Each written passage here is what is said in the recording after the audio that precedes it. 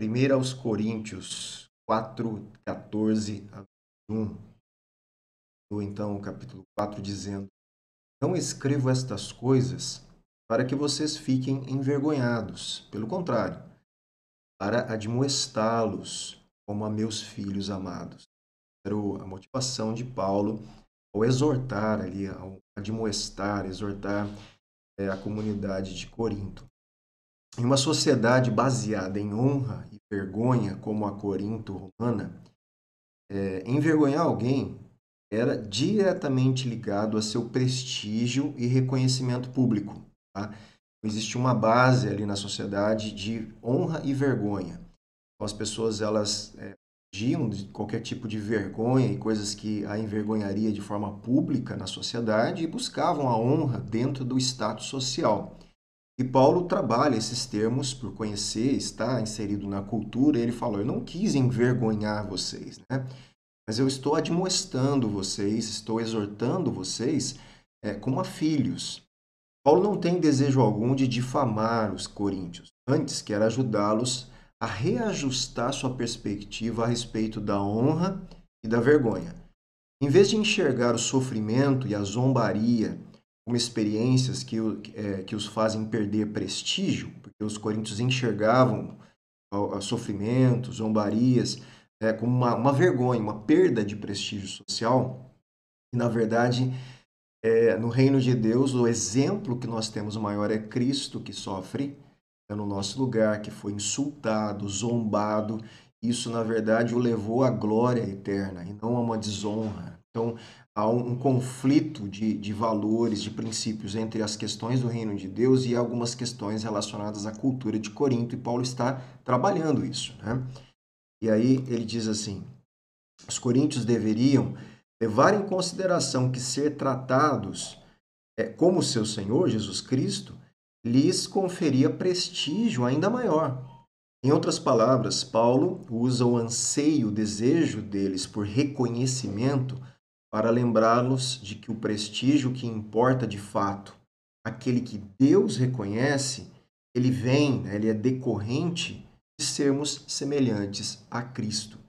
É isso que importa, na verdade, no reino de Deus. E seguir a Cristo faz parte passar por insultos, zombarias, sofrimentos, vergonha, né? Ser envergonhado, não ter alguns momentos o prestígio público, tudo isso por causa do evangelho, que vai mexer com algumas questões culturais, e isso existe uma rejeição de muitos pelo evangelho, e nós, como aqueles que portamos a mensagem, nós vamos sofrer momentaneamente, né? Uma desonra. É isso que Paulo está trabalhando. E Corinto tinha que entender isso, porque eles não poderiam buscar isso dentro do reino de Deus, coisas que estavam relacionadas à cultura ali da cidade. Porque ainda que vocês tivessem milhares de instrutores em Cristo, Paulo diz a eles, não teriam muitos pais, pois eu gerei vocês em Cristo Jesus pelo Evangelho. Então ele fala aqui, né? Olha, eu sou o pai espiritual, eu que levei o evangelho a vocês, e vocês nasceram para Cristo, para o reino de Deus, através da pregação que eu levei a vocês. Eu fui o portador da mensagem, cuidei, discipulei vocês, né? Portanto, eu peço a vocês que sejam meus imitadores. Isso Paulo faz, gente, porque os coríntios estavam olhando para outras pessoas, outros líderes que estavam influenciando eles de forma não muito boa, até com falsos evangelhos, com falsas posturas cristãs, e isso estava influenciando a igreja de Corinto. Então Paulo fala, olha, tá bom, teve outros instrutores que falaram de Cristo, mas lembre que eu que fui o pai, eu que apresentei a Cristo para vocês, e lancei os fundamentos da fé. Então olhem para mim, sejam meus imitadores, no sentido do quê? Do jeito que eu estou vivendo para Cristo, façam o mesmo. Tá? Uma vez que a vida de Paulo refletia tão claramente a vida de Jesus, ele podia pedir à igreja que o imitasse. Outros benfeitores, sofistas, que os coríntios talvez considerassem dignos de serem imitados, ao que parece, não imitavam Cristo. Se os cristãos precisavam de um exemplo humano, né? Se os coríntios, e até nós hoje, se a gente precisa de um exemplo humano para seguir e nos ajudar, né? A gente tem que procurar pessoas que realmente imitem a Cristo e vivam e nos conduzam mais próximos de Cristo, nem delas mesmas, mas próximos de Cristo. Então, se os cristãos precisavam de um exemplo humano do que significava imitar Cristo, era só olhar para o apóstolo. Eles não precisavam ficar atrás de outras pessoas que estavam, inclusive, atrapalhando a fé dos coríntios.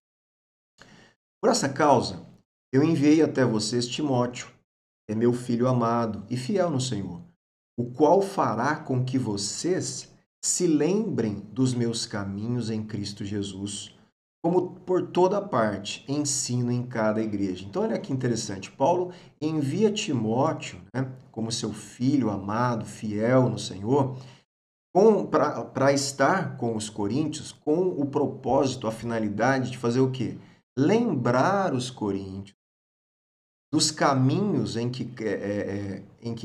Cristo Jesus, na verdade, lembrar aquilo que Paulo tinha ensinado a respeito desses caminhos, né, de Cristo Jesus, lá, como por toda parte eu ensino em cada igreja. Então vá lá, Timóteo, lembra os coríntios qual é o meu ensino, para que eles não se desviem do evangelho.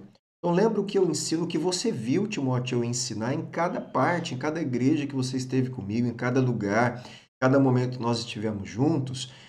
Passe para eles, lembre os coríntios daquilo que eles aprenderam comigo, para que eles não se afastem da vida cristã verdadeira e do verdadeiro evangelho. Alguns de vocês se encheram de orgulho, Paulo fala para eles, né? Como se eu não fosse mais visitá-los, né? Em vez de reconhecer os preceitos cristãos ensinados de modo universal em todas as igrejas, alguns membros da igreja em Corinto sentiam-se no direito de criar seu próprio evangelho. Como vimos anteriormente, o orgulho abundava na igreja, né, de Corinto. Mas em breve, Paulo fala, se o Senhor quiser, eu vou visitar vocês, né? Então, eu vou conhecer não a palavra, mas o poder desses orgulhosos. Então, alguns de vocês se tornaram orgulhosos, não querem mais seguir o que foi ensinado, querem ficar criando coisas novas por aí. Então, eu quero ver o poder de vocês, o orgulho de vocês, quando eu estiver aí presente, Paulo fala. Eu vou visitar vocês. Eu não quero saber as palavras, eu quero ver o poder desses orgulhosos, ver se sustenta diante do poder do Evangelho, né, de Deus. Porque o reino de Deus consiste não em palavra, mas em poder. E é óbvio que ele está falando aqui do poder do Evangelho, que o Evangelho é o poder de Deus para a salvação. Então é o poder do Espírito que segue também a pregação do Evangelho. E a autoridade dada àqueles que proclamam o verdadeiro Evangelho. Então o Evangelho não são só palavras, são palavras cheias do poder do próprio Deus, o poder que pode salvar. Então, o reino de Deus consiste não somente, né, em palavra, mas em poder. O que vocês preferem? Que eu vá até aí com um chicote, né? Ou que eu vá até aí disciplinar vocês, ou com amor e espírito de mansidão? Então, escolham.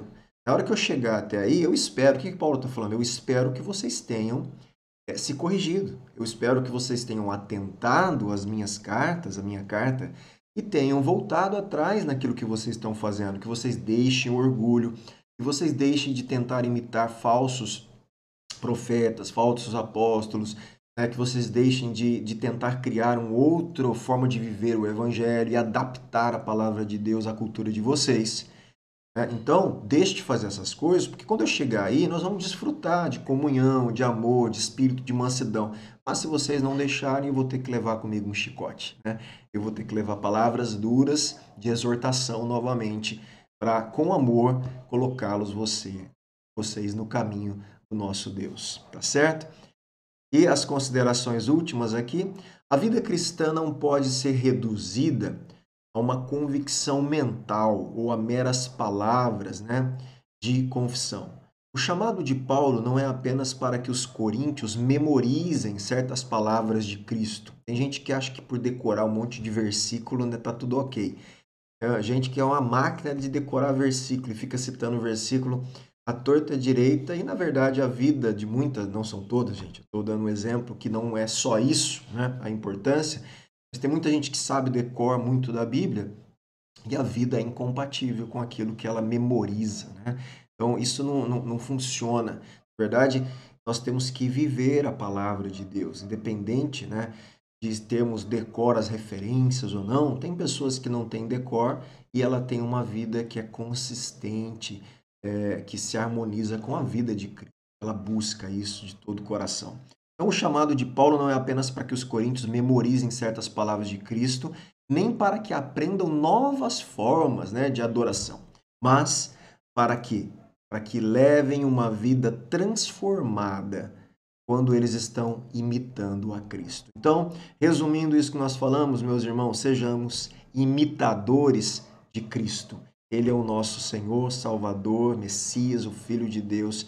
Ele é o nosso mestre, ele é o nosso maior exemplo. É ele e a vida dele, do nosso Salvador, que devemos imitar, que devemos buscar ser semelhantes ao nosso Senhor Jesus Cristo. Amém? Que o Espírito Santo nos ajude a trilhar esse caminho. Em nome de Jesus.